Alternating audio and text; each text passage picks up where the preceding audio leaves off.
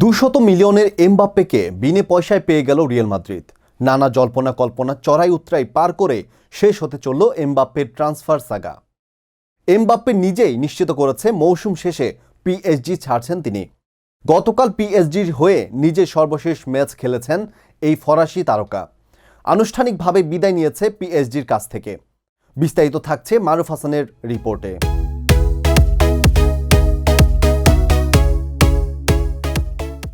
এমবাপ্পের পেছনে একসময় 200 মিলিয়ন খরচ করতে চেয়েছে মাদ্রিদ, অথচ এখন ফ্রিতে দলে ফেরানোর দ্বারপ্রান্তে। বিগত কয়েক বছরের ট্রান্সফার হিসেব করলে দেখা যায় চেলসি, ইউনাইটেড, এমনকি বার্সা যেখানে টাকার বস্তা নিয়ে প্লেয়ারের পেছনে দৌড়েছে, সেখানে পেরেজ টাকা খরচ করেছে খুব কম। গত এক বছর ধরে এমবাপ্পের পিএসজি ছাড়ার আলোচনা ছিল তুঙ্গে।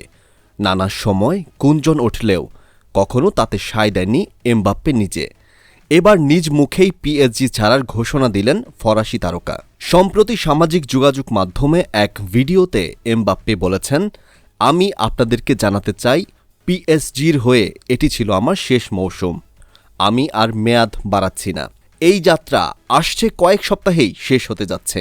রোববার পার্ক দে প্রিন্সেসে আমার শেষ ম্যাচ খেলব। তবে তার পরবর্তী গন্তব্য কোথায় সে বিষয়ে কিছু পরিষ্কার করে না বললেও দলবদলের বিশ্বস্ত সূত্র স্কাই ইতালির সাংবাদিক ফ্যাব্রিজিও রোমানো জানিয়েছেন, গত কয়েকদিনে স্প্যানিশ ক্লাব রিয়াল মাদ্রিদ ছাড়া অন্য কোনো ক্লাবের সঙ্গে আলোচনা হয়নি এমবাপ্পের। তাই রিয়ালই হচ্ছে তার পরবর্তী গন্তব্য। পিএসজির হয়ে সব মিলিয়ে 306 ম্যাচে 255 গোল করেছেন এমবাপ্পে। 108টি গোলও করিয়েছেন এই ফরোয়ার্ড। 2021 সাল থেকে কিলিয়ান এমবাপ্পেকে পেতে মরিয়া হয়ে মাঠে নামে রিয়াল মাদ্রিদ। এরপর থেকে প্রায় প্রতি মৌসুমে এই ফরাসি তারকাকে পেতে জোর চেষ্টা করে গেছে মাদ্রিদের ক্লাবটি। প্রতিবারই অবশ্য শেষ পর্যন্ত হতাশা নিয়ে ফিরতে হয়েছে রিয়ালকে। এর মধ্যে 2022 সালে এমবাপ্পেকে পেতে রিয়ালের 200 মিলিয়ন ইউরোর প্রস্তাব দেওয়ার খবরও জানায় ইউরোপিয়ান সংবাদ মাধ্যমগুলো।